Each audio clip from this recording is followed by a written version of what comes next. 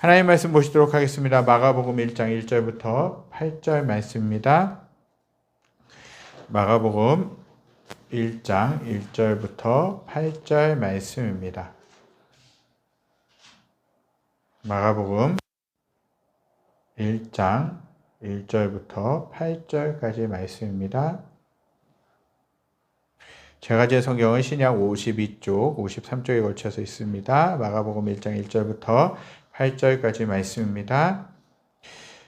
제가 1절부터 7절까지 봉독해 드리고요. 마지막 8절 말씀만 함께 읽도록 하겠습니다. 하나님의 아들 예수 그리스도의 복음의 시작이라. 선지자 이사야의 글에 보라 내가 내 사자를 내 앞에 보내노니 그가 내 길을 준비하리라. 광야에 외치는 자의 소리가 있어 이르되 너희는 주의 길을 준비하라. 그의 오실 길을 곧게 하라. 기록된 것과 같이 세례 요한이 광야에 이르러 죄 사함을 받게 하는 회개의 세례를 전파하니 온 유대 지방과 예루살렘 사람이 다 나아가 자기 죄를 자복하고 요단강에서 그에게 세례를 받더라. 요한은 낙타털옷을 입고 허리에 가죽띠를 띠고 메뚜기와 석청을 먹더라. 그가 전파하여 이르되 나보다 능력 많으신 이가 내 뒤에 오시나니 나는 굽혀 그의 신발끈을 풀기도 감당하지 못하겠노라. 8절 함께 읽겠습니다. 나는 너희에게 물로 세례를 베풀었거니와 그는 너희에게 성령으로 세례를 베푸시리라. 아멘. 오늘은 11월 마지막 주일이자 대림절 첫 번째 주일입니다. 대림절이란 곧 오실 예수님을 생각하면서 기다리는 절기라고 할 수 있죠. 그 예수님은 2000여 년 전에 이 땅에 오셨습니다. 왜 오셔야 했겠습니까? 저와 여러분들을 사랑하셨고 우리들을 죄에서 건져 주시기 위해 대신 십자가에 죽으시기 위해 오셨다는 것이죠. 그분은 33년 동안 이 땅에서 사셨습니다. 그 중에 3년 동안에는 하나님의 말씀을 전하고 병든 자를 고치시고 천국 복음을 선포하시는 그 삶을 사셨다라는 거예요. 그 사역을 감당하신 것이죠. 그리고 그분의 결정적인 사역은 우리의 죄와 연약함을 대신 짊어지시고 십자가에서 돌아가신 사건이라고 할 수 있는 것입니다. 대속 사역이죠. 대신 다른 사람들의 죄를 대신해서 속죄하기 위해서 사역하셨다. 대속 사역인 거예요. 그것이 뭐냐? 죽음으로서만 끝나는 것이에요. 죄의 대가는 사망이라고 말씀하고 있습니다. 죄를 지은 자는 다 죽을 수밖에 없는 것이죠. 그러나 그 모든 죄, 나의 더럽고 추악한 죄, 다른 사람에게도 알리기를 부끄러워하는 죄, 여러 가지 나만 알고 있는 죄악들, 여러 가지 혈기들, 여러 가지 연약함들을 다 담당하시고 십자가에서 돌아가신 것입니다. 하지만 그분은 죽으신 것으로, 돌아가신 것으로 끝난 것이 아니죠. 3일 만에 부활하셔서 모든 죄와 연약함을 이기셨다라는 것이에요. 그 예수님은 다시 오시겠다라고 약속하고 하늘로 올라가셨습니다. 그러나 그 시기는 우리가 알 수 없고 오직 그분만이 아신다라고 성경에서는 말씀하고 있죠. 저와 여러분들은 이러한 예수님의 재림을 기다리며 사는 성도들이라고 할 수 있는 것이에요. 지난 주일에도 말씀드렸죠. 우리가 예수님의 다시 오심을 기다리며 어떻게 살아가야 되는가? 항상 기뻐하고 쉬지 말고 기도하고 범사에 감사하는 것. 이것이 너희를 향하신 하나님의 뜻이다라고 말씀하고 있는 것이에요. 항상 내가 기뻐할 수 없는 상황 중에서도 하나님으로 인해서 기뻐하는 것. 그것이 너무 중요하다라는 것이에요. 그리고 쉬지 말고 기도하는 것. 정말 주님과 늘 연결되는 삶이 너무나도 중요하다라는 것이에요. 예배당에 나와서 기도하고 내가 각자의 처소에서 기도하고 또 길을 걸어갈 때나 삶을 살아갈 때나 일을 할 때나 주님 앞에 기도하는 모습으로 기도함으로 살아간다면 우리는 거룩한 삶을 살아갈 수 있을 것이에요. 그리고 범사에 감사라고 말씀하시죠. 내가 감사할 수 없는 그 조건 가운데서도 감사하는 것이 너무나도 중요하다는 사실이에요. 하나님 때문에 감사할 수 있는 거예요. 이미 하나님께서 나에게 베풀어 주신 것으로 인하여서 감사하는 거예요.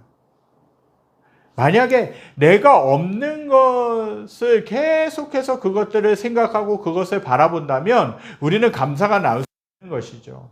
우리에게는 더 가지려고 할 것입니다. 더 집착하려고 할 것이에요. 더 무엇인가를 갈구하려고 할 것이에요. 그러나 이미 내가 얼마만큼의 복을 받았는가를 하나님께서 나를 지켜주신 그 은혜들의 여정들을 돌아보게 되면, 그리고 내가 살아온 여정을 돌아보게 되면 우리는 하나님께 감사할 수 있는 것이에요. 왜? 우리들이 힘으로 살아온 것 같지만 대부분은, 모든 것은 다 하나님이 도우셨기 때문에, 하나님이 함께 하셨기 때문에 우리가 여기까지 올 수 있었다라는 것이에요. 저와 여러분들이 이런 모습으로 살아가실 수 있게 되길 간절히 소망합니다. 우리는 예수님의 재림을 기다리는 성도들이에요. 우리는 과연 언제 오실지 모르는 주님을 맞이할 준비가 되어 있으십니까? 주님을 영접할 준비가 되어 있는 성도에게는 그날이 기쁘고 행복하고 감사한 날일 것입니다. 그러나 준비가 안 되어 있는 사람들은 두려움에 나갈 것입니다. 기다림의 영성은 우리의 신앙생활에 없어서는 안 될 중요한 영성이라는 것이에요. 기다림은 행복의 원천이라는 것입니다. 하나님의 마음에는 오직 세상에 대한 사랑뿐이었다라는 것이죠. 요한복음 3장 16절에는 이렇게 말씀하고 있어요. 하나님이 세상을 이처럼 사랑하사 독생자를 주셨으니 이는 그를 믿는 자마다 멸망하지 않고 영생을 얻게 하려 하심이라. 하나님이 세상을 이처럼 사랑하사, 우리들을 사랑하사, 세상에 있는 사람들을 사랑하사 독생자 하나밖에 없는 그 아들을 주셨으니 이는 그를 믿는 자마다, 그 예수님을 믿는 자마다 멸망하지 않고, 죄로 인해 멸망하지 않고 영생, 영원한 생명을 얻게 하려 하십니다. 그분이 저와 여러분들을 위해 예수님을 보내주신 것이에요. 하나님이 저와 여러분들을 위해서 예수님을 보내주셨고 예수님이 이 땅 가운데 살아가셨다는 것이죠. 또한 이사야서 7장 14절 하반절에 이렇게 말씀하고 있어요. 함께 읽겠습니다. 보라, 처녀가 잉태하여 아들을 낳을 것이요 그의 이름을 임마누엘이라 하리라. 하나님이 이스라엘 백성에게 이 약속을 선물로 주셨다라는 것이에요. 당시에 억압받는 삶을 살아가던 유대인들에게 이 약속은 복음, 즉 좋은 소식이었기에 저마다 이제 그 약속이 이루어질 때가 오지 않았느냐라고 간절히 기다렸어요. 처녀가 잉태하여 아들을 낳을 것이요 그의 이름은 임마누엘이라 하리라. 임마누엘이라는 뜻은 뭡니까? 하나님이 우리와 함께 하신다라는 뜻이에요. 늘 어디를 가든지 무엇을 하든지 어떠한 삶을 살든지 하나님이 함께 하신다라는 것이에요. 억압받는 백성들에게는 하나님이 함께 하신다라는 것, 안 그래도 너무 힘들고 외롭고 어려운데 정말 하나님이 나와 함께 하신다라고 하는 그 복음, 그렇게 될 것이라는 그 복음이 얼마나 좋은 소식이었겠어요. 그 약속을 기다리며 살아왔다라는 것이죠. 오늘 저와 여러분들에게도 기다림의 영성이 필요합니다. 주님께서 오시기만 하면 모든 고난이 끝날 줄 믿습니다. 주님을 기다리는 성도들에게는 기도와 절제가 있어야 되는 것이에요. 뜨겁고 간절한 마음으로 주님을 기다리실 수 있게 되기를 간절히 소망합니다. 지금까지 지은 모든 죄를 회개하고 주님을 모실 마음의 자리를 준비할 수 있게 되기를 간절히 소망합니다. 그리고 세례 요한처럼 주님께서 오시는 길을 열고 죽어가는 영혼을 살릴 복음의 길잡이, 복음의 안내자가 되실 수 있게 되기를 간절히 소망합니다. 이스라엘 민족에게 하나님의 참다운 선지자가 끊긴 지 무려 400년이 지났어요. 하나님의 말씀을 대신 전해주는 선지자, 이스라엘 백성들에게 하나님의 말씀을 선포하는 그 선지자들이 끊긴 지 400년이 되었다는 것이에요. 그렇다면 하나님의 말씀이 있었겠습니까? 거의 희귀했다라는 것이죠. 국력은 땅에 떨어져서 쇠퇴하고 관리들은 타락하여서 부정부패를 일삼아 나라가 큰 혼란에 빠졌다라는 것이에요. 나라는 이미 로마 제국의 손에 들어가서 식민지가 된 지 오래되었습니다. 강대국의 약탈은 말로 닿을 수 없어서 민생은 땅에 떨어지고 말았다는 것이죠. 이스라엘의 민족 종교마저 타락하여 제사장들은 개인의 안일과 쾌락에만 전념했던 일이 벌어지게 된 것이죠. 마카비가 잠시 나타나긴 했어도 메시아가 되지는 못하고 로마에 항거하다가 망하고 말았어요. 그래서 이스라엘 백성들은 메시아를, 나를 구원해 줄 사람들을 간절히 기다리고 있었다는 것이에요. 그때부터 약 700여 년 전에 말라기 선지자와 이사야 선지자가 예언한 말씀이 있었어요. 말라기 3장 1절, 이사야서 40장 3절 함께 차례대로 읽겠습니다. 보라, 만군의 여호와가 이르노라. 보라, 내가 내 사자를 보내니니 그가 내 앞에서 길을 준비할 것이요, 또 너희가 구하는 바 주가 갑자기 그의 성전에 임하시리니 곧 너희가 사모하는 바 언약의 사자가 임하실 것이라. 이사야서 40장 3절. 외치는 자의 소리여 이르되 너희는 광야에서 여호와의 길을 예비하라. 사막에서 우리 하나님의 대로를 평탄하게 하라. 아멘. 이 말씀이 오늘 본문 2절 3절의 말씀이에요. 마가는 이 말씀을 인용하여서 마가복음을 열고 있다라는 것이에요. 본문 2절과 3절의 말씀은 그냥 원하는 대로 그렇게 이야기한 거, 마가가 이야기한 것이 아니라 구약에 이미 예수님이 오시겠다라고 하신 그 내용들을 인용한 것입니다. 하나님의 아들이시고 온 인류의 구주이신 만왕의 왕 예수님이 오시는데, 우리는 그 길을 준비하는 일에 있어서 누구든지 그 주님을 놓치지 않고 맞이할 수 있게 하시려는 하나님의 배려였다라는 것입니다. 저와 여러분들은 주님을 맞이할 마음의 준비를 하실 수 있는 삶이 되시기를 간절히 소망합니다. 그분은요, 세례 요한으로부터 이제 예언을 받으셨다라는 것이에요. 세례 요한이 주님보다 6개월 먼저 세상에 왔습니다. 세례 요한은 제사장 사가랴의 아들로 태어났습니다. 사가랴는 이미 나이가 많았고 그의 아내 엘리사벳 역시 잉태할 기능이 정지된 그런 상태에 있었다라는 것이죠. 그럼에도 불구하고 하나님은 그들에게 요한이 태어나도록 하셨어요. 그 노인에게, 엄청난 나이를 먹은 그 노인에게 하나님이 아들을 잉태할 수 있는 기능을 주셨다라는 것이에요. 그럼에도 불구하고 하나님은 그들에게 요한이 태어나게 하셨고요. 그리고 그는 어려서부터 평범하게 자라난 것이 아니라 멀리 인적이 드문 유대 광야에 보내져서 살게 되었다라는 것이에요. 광야는요, 거친 곳입니다. 나무도 풀도 집도 인적도 거의 없는 곳, 정말 외로운 곳이에요. 물도 없는 거칠고 메마른 곳, 삭막하고 사람 살기에는 너무나도 불편하고 힘든 조건의 장소가 광야라는 사실이에요.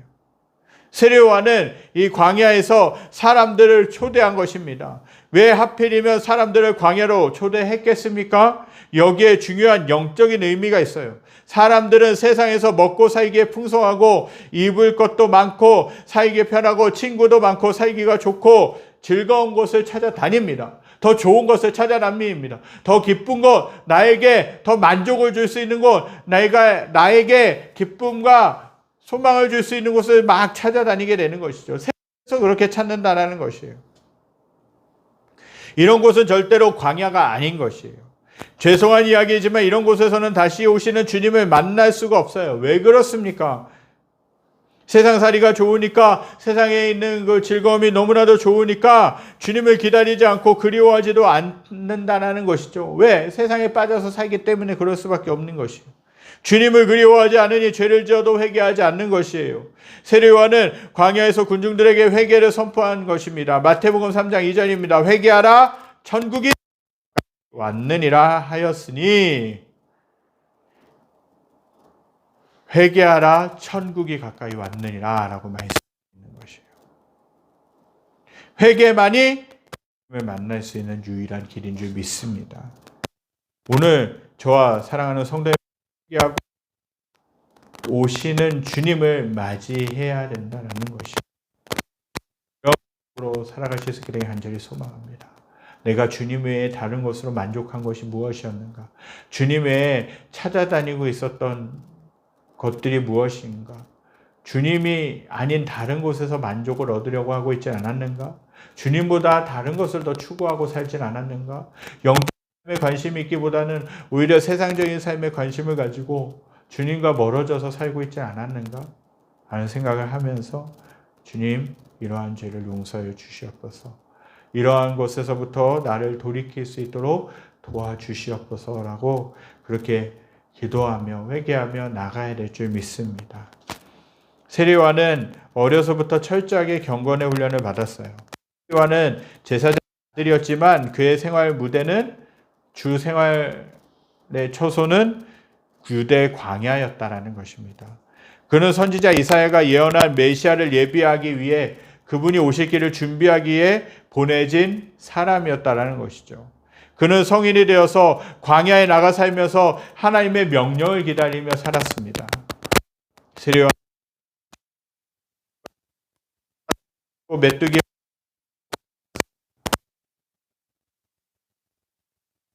가축들을 기야 1장 8절에 기록되어 있죠. 그래서 이스라엘에서 낙타털로 만든 외투는 선지자를 상징하는 의복으로 일컬어졌다라는 것입니다.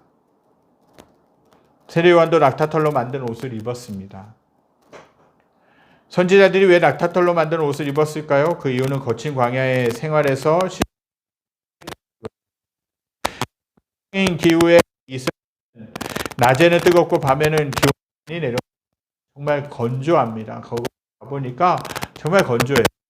습도 높으면 더 덥고 더 추울 텐데 때문에 다행히 덥기는 하지만 다른 그늘이라든지 다른 실내를 들어가게 되면 금방 시원해지고 오히려 추워지는 날씨가 이스라엘 고대 근동지방의 날씨라는 거예요. 사막성 기후인 거죠. 그래서 낮에는 이 낙타털 옷을 옷으로 입고 밤에는 이불로 사용했다라는 것입니다. 광야의 생활에 실용적이고 편리하게 만든 옷을 입은 것이에요. 세리와는 메뚜기와 석청을 먹었습니다. 메뚜기는 광야에 많이 있는 곤충이에요. 또 석청은 이스라엘의 광야나 들에서 자연산 꿀. 세리와 광야에서 음식을 먹을 수 있는 것은 무엇이나 하지 않고 먹고 검소하게 생활한 것입니다. 주님을 기다리는 성도들은 이런 모습으로 살아가야 된다는 것이에요. 사치하려고 뭔가 남에게 보여주기 위해서 그렇게 나를 치장하고 다니는 것이 아니라 오히려 검소하게 주님 앞에서 겸손하게 사는 것이 중요해요. 그럴 때 주님을 바라볼 수 있는 것이에요. 산상수훈 말씀 마태복음 4장, 5장, 6장까지가 예수님의 산상수훈이라는 뭐냐면 산에서를 가르치셨던 설교하셨던 그 내용을 엮은 것이 산상수훈이라는 것입니다. 그곳에 이제 산상수훈을 열면서 예수님이 이렇게 말씀하셨어요. 심령이 가난한 자는 복이 있다. 저들이 하나님 볼 것이다 라고 말씀하고 있어요. 마음이 가난하다는 것, 심령이 가난하다는 건 뭡니까? 내 마음 가운데 간절함이 있다는 거예요. 내 마음 가운데 주님이 아니고서는 다른 것으로는 채울 수 없는 것이죠. 우리가 세상의 다른 것들을 계속해서 바라보고 세상에 있다 보면 주님이 들어가실 틈이 없는 것이죠. 주님을 바라볼 여력이 없는 것이죠. 저 여러분들이 검소하게, 겸손하게 주님을 찾고 주님을 바라보고 주님께 인도하심을 받는 저와 여러분들 되시길 간절히 소망합니다. 세례요한은 메시아의 오시는 때를 알았습니다. 본문 7절, 8절입니다. 우리 함께 읽겠습니다. 그가 전파하여 이르되 나보다 능력 많은 이가 내 뒤에 오시나니 굽혀 그의 신발끈을 풀기도 감당하지 못하겠노라. 나는 너희에게 물로 세례를 베풀었거니와 그는 너희에게 성령으로 세례를 베푸시리니라. 아멘. 메시아이신 예수 그리스도가 오시는 길목에서 주님의 오심을 준비하라고 사람들에게 세례요한은 외치게 된 것이죠. 세례요한은 예수님 앞에 와서 오시는 길을 예비한 종입니다. 그는 예수와 자신을 분별할 줄 알았어요. 그는 세어야 하겠고 예수님은 흥해야 된다라는 것, 예수님은 더 드러나셔야 된다라는 것을 증언했다라는 것이에요. 그런 겸손한 종이에요. 요한복음 3장 29절 30절에 신부를 취하는 자는 신랑이나 서서 신랑의 음성을 듣는 친구가 크게 기뻐하나니 나는 이러한 기쁨으로 충만하였노라. 30절 그는 흥하여야 하겠고 나는 쇠하여야 하리라 라고 말씀하고 있는 것입니다. 신랑이신 예수님의 음성을 듣고 하나님의 말씀을 증거하며 충만한 기쁨 자가 세례 요한이라는 것이에요. 겸손한 세례 요한은 자신은 쇠하고 예수님 흥해야 한다는 그의 신앙으로 볼 때 그는 결코 하나님의 뜻을 저버린 자가 아니라는 사실입니다. 겸손한 사람을 사용하십니다. 주님께서 다시 오실 때가 가까운 이때에 성도는 예수님을 믿는 사람들은 사람들 앞에서 자신을 내려놓고 겸손하게 섬겨야 될 줄 믿습니다. 무엇보다 그 예수님 겸손한 모습으로 이 땅에 오신 것이에요. 그분은 하늘에서 하나님과 함께 많은 영광을 누리며 편하게 정말 많은 것들 누리며 사실 수 있었음에도 불구하고 그것을 마다하시고 저와 여러분들을 위해 이 땅에 오셨어요. 그분은 하게 빛깔번쩍하게 오실 수 있었음에도 불구하고 너무나도 누추한 마국간에 오셨습니다. 우리가 대림절하고 성탄을 기다리며 그 예수님을 묵상하고 바라보실 수 있기를 간절히 소망합니다. 겸손하신 예수님, 낮아지신 예수님, 또 세례요한이 그 예수님이 오실 길을 예비한 것처럼 우리도 그 예수님의 다시 오심을 기다리며 그분의 길을 예비하는 그런 낮아지는 모습, 편한 모습이 이 대림절을 보내면서 필요하게 될 줄 믿습니다. 예수님을 간절히 기다리실 수 있기를 소망합니다. 또한 그 예수님을 기다리시면서 정말 세상의 빛이 아닌 하나님의 빛을 소망하시면서 그 주님과 동행하고 그 주님을 바라보고 그 주님 안에서 승리하며 살아가실 수 있게 되기를 간절히 소망합니다. 우리 이 시간 말씀을 기억하면서 찬양드리기 원합니다. 내 구주 예수를 더욱 사랑 우리 찬양드리기 원합니다. 하나님, 제가 더 예수님을 의지하기 원합니다. 제가 더 예수님을 바라보기 원합니다. 제가 더 예수님으로 인하여 감사하며 기뻐하기 원합니다. 모습으로 찬양드리겠습니다. 내 구주 예수를 내 구주 예수를 더욱 사랑 아들려 믿는 말 들으소서 내 진정 내 진정 소원이 내 구주 예수를 더욱 사랑 더욱 사랑 이전엔 세상 나 길었어도 지금 내 기쁨은 오직 내 빛만 나만 내 빛만 내 구주 예수를 더욱 사랑 더욱 사랑이 이 세상 떠날 때 찬양하고 숨지게 숨질 때 하는 말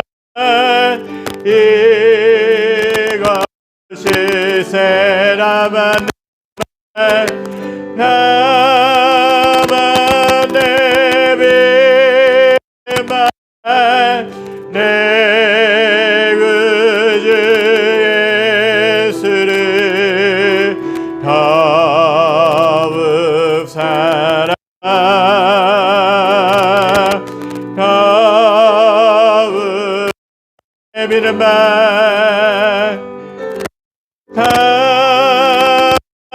내비는 내 구주 예수를 더욱 사랑 더욱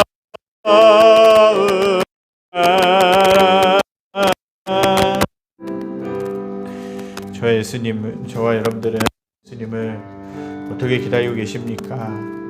대림절, 이제 4주 동안의 그 대림절을 보내는 가운데 정말 그 주님을, 그 예수님을 기다리실 수 있기를 간절히 소망합니다. 그리고 그 예수님 때문에 기뻐하고 감사하고 그 예수님을 더욱더 사랑할 수 있는 저와 여러분들이 되실 수 있기를 소망합니다. 그분은 이 땅 가운데 겸손한 모습으로 오셨습니다. 그리고 또 세례 요한은 그 예수님이 오실 길을 예비하면서 겸손히 광야에서 그 주님만을 바라보며 살았다라는 것이죠. 우리가 이 대림절을 보내면서 더욱더 그 예수님을 바라보고 그 예수님을 의지하고 그 예수님 때문에 기쁨 안에 거하는 삶이 될 수 있기를 간절히 소망합니다. 그 예수님으로 인하여 감사하고요, 그 예수님만을 높여드리고 그 예수님만을 바라보며 살아가시는 저와 여러분들이 되시기 간절히 소망합니다. 기도하겠습니다. 하나님, 우리가 이제 대림절 예배를, 첫째 주일 예배를 주님 앞에 드렸습니다. 하나님, 저희 그 예수님을 바라보며 그 예수님만을 의지하며 그 예수님 때문에 감사하고 예수님 때문에 행복한 삶을 살게 하여 주시옵소서. 무엇보다 세례 요한이 예수님의 오실 길을 예비하며 다시 오실 그 예수님을 바라보며 준비했던 것처럼 저희들도 예수님이 오실 길을 준비하며 그 예수님을 바라보며 그 예수님만을 의지하며 살기에 부족함이 없도록 인도하여 주시옵소서. 하나님 아버지, 이 4주 동안의 대림절 기간을 보내면서 더욱더 주님과 친밀해지는 삶이 되게 하시고 더욱더 주님만을 의지하며 살기에 부족함이 놀라운 삶이 될 수 있도록 인도하여 주시옵소서. 여호와는 내게 복을 주시고 너를 지키시기를 원하며 여호와는 그 얼굴을 내게 비추사 은혜 베푸시기를 원하며 여호와는 그 얼굴을 내게로 향하여 드사 평강 주시기를 원하노라. 이제는 우리 주 예수 그리스도의 은혜와 하나님의 무한하신 사랑하심과 성령의 감화 감동 교통하심이 없사가 오늘 말씀을 듣고 대림절을 보내면서 다시 한번 아기 예수님의 오심을 기다리며 소망 가운데 기쁨 가운데 겸손하게 살기로 결단하는 사랑하는 성도들 머리머리 위에, 그리고 속한 직장과 가정과 모든 삶의 터전 위에 여러 가지 형편으로 인해서 어렵고 힘들어져 있는 이 나라와 이 민족과 전 세계 모든 열방 위에 지금으로부터 영원까지 함께 계시기를 간절히 축원하옵나이다. 아멘.